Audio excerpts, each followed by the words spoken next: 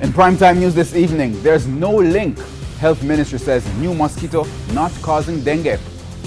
And welcome to Primetime News on air and online at onespotmedia.com. I'm Andrea Chisholm. And I'm Herman Green. Also this evening, the top business stories of the day. Andrew Laidley has our preview.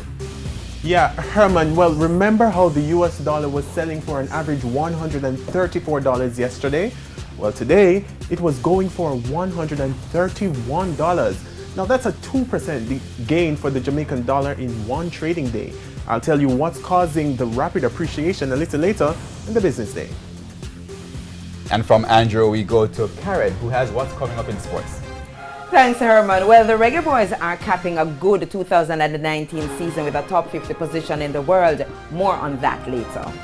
Thank you very much, Karen. We also have sports commentary, E-Prime, and weather in this newscast. But before the break, the feedback question. Our question this evening: how do you feel about the government's plan to increase restrictions on vending as part of bringing order to town centers? You may share comments online, facebook.com/Television Jamaica, and tweet us at Television Jam.